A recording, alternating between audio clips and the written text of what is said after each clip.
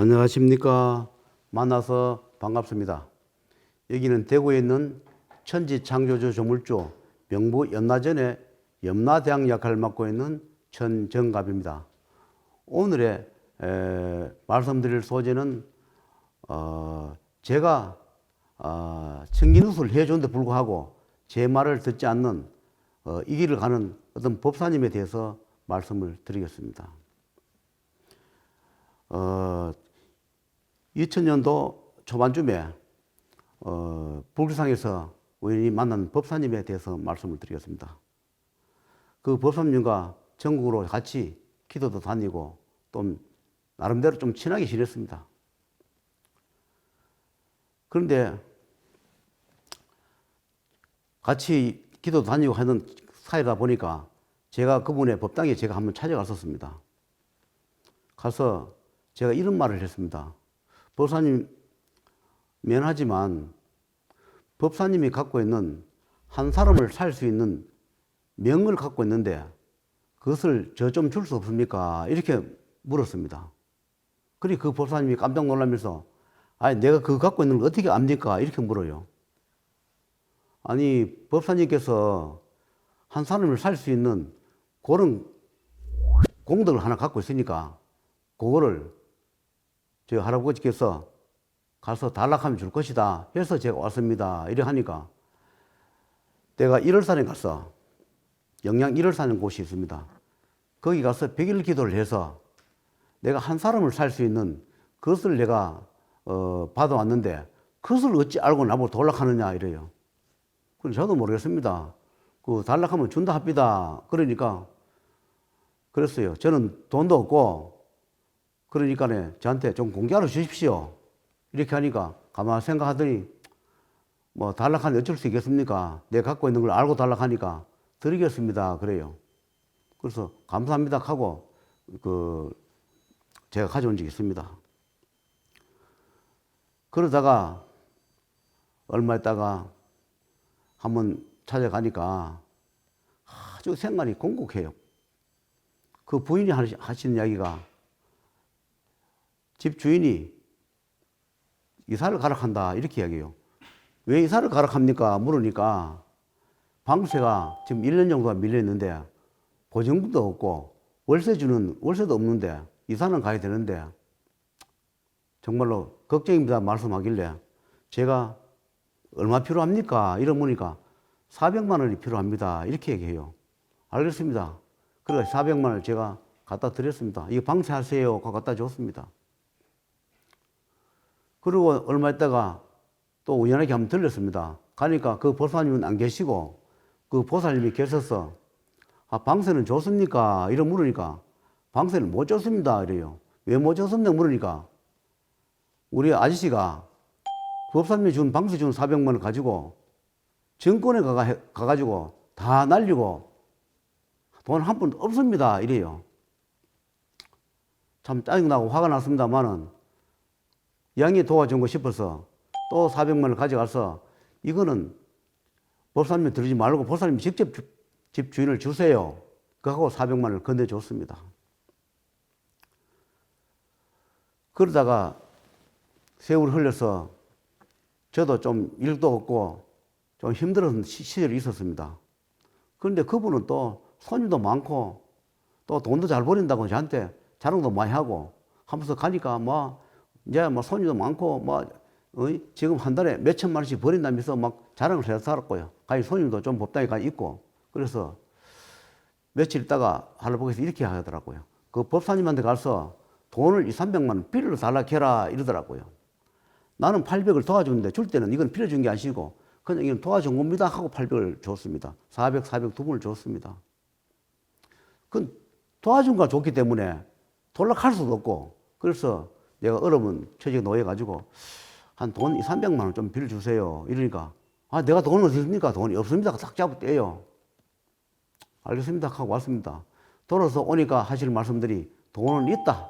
그런데 저 중생이 마음을 비우지 못하여 저한테 돈을 빌려주지 않는다. 제자도 어려울 때 그 방세를 2번이나 해가 줬는데 자기가 마음을 비우지 못해서 못 준 것이지 돈은 있노라 이래요. 좀 섭섭했지만 어쩔 수 없었습니다. 그리고 좀 더 있다가 또 가서 돈을 빌려달라 캐라 또 이야기를 해요. 그래서 또 갔습니다.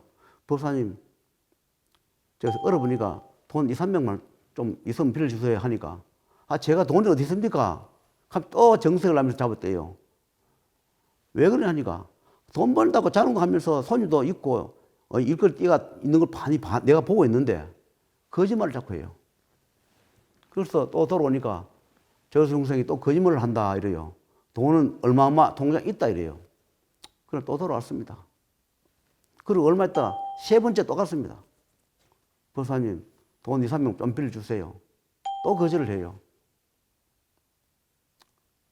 그래서 섭섭하게 돌아왔는데 나중에 얼마 있다가 한번 찾아가서 이랬습니다. 가니까 그 법사님 안 계시고 그 보살님이 계시더라고요. 법사님 오래 못 삽니다. 수명이 얼마 없습니다. 이렇게 하고 돌아왔어요.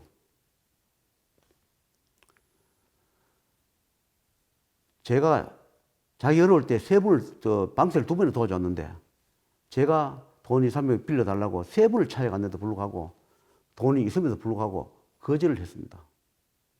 그러니까 세 번 딱 거절하고 나니까 저 법사 곧 죽을 것이다.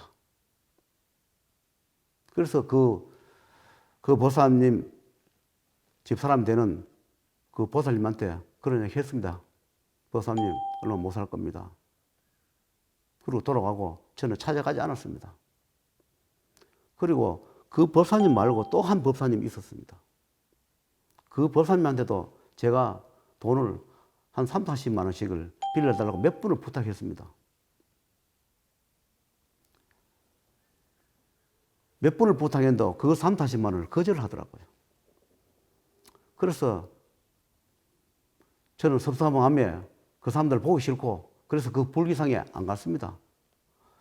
2, 3년이 흘러서 제가 불기상에 놀러 갈 겸에 들러서 요새 김 보사님 잘 지냅니까? 이런 분이니까 그 불기상에 계시는 분이 그분이 돌아가셨습니다. 이렇게 얘기해요. 언제요? 이러니까 아이고 뭐 돌아가신 지 한참 됐습니다. 그리고 또 한 법사님은 가니까 그분도 돌아가셨습니다. 그래요.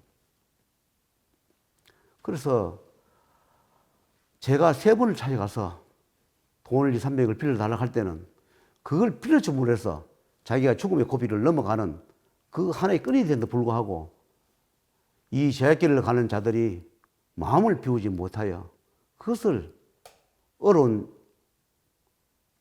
헤아리지 못하고 욕심을 부리고 빌려주지 않는 그런 것 때문에 두 사람이나 운명을 받습니다. 한 분은 2, 300 빌려달라고 세 번을 내가 찾아갔었고 한 분은 돈 한 3, 40을 빌려달라고 세 번을 부탁했습니다. 세 번을 부탁하고 나니까 그분들 거절하고 나니까 제가 돌아섰습니다. 그런데 기도를 하니까 어느 날 이렇게 이야기합니다. 의성사자가 자꾸 온다 이래요. 이상하다. 의성사자가 왜 옵니까? 대구의 북부 제방에 의성군이라는 곳이 있습니다. 그런데 저는 의성에 일을 한 적도 없고 의성 사람은 일을 한 적도 없는데 자꾸 의성사자가 온다 그래요. 희한하다. 왜 의성사자가 옵니까? 그러니까 내가 처리를 해줬구만 이래요. 그리고 또 한참 있으면 얼마 있다 지나면 또 의성사자가 왔다 이래요.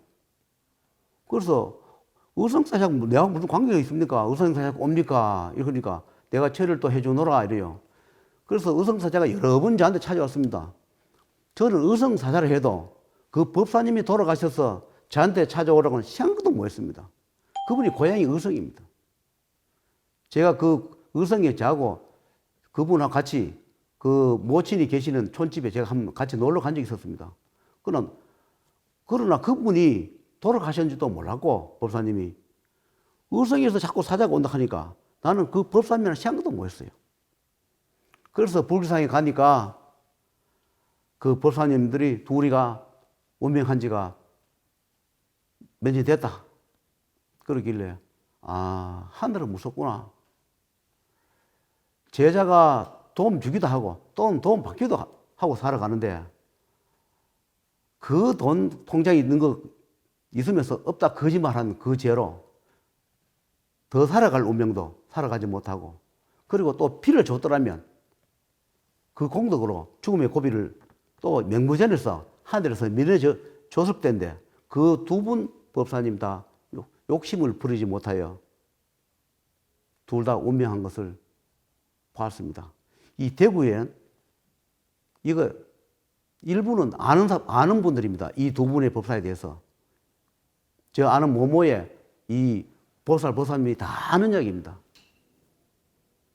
그래서 이 세상에는 내가 운명을 넘어갈 때 조그마한 공덕이 있어야 하늘에서는, 명부전에서는 운명을 면하기 위해서 그런 징검다리를 하나 내줍니다.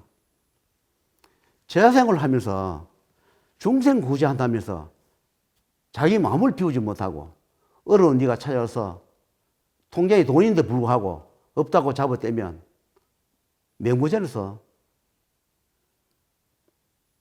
인원수명도 회수해 가버립니다.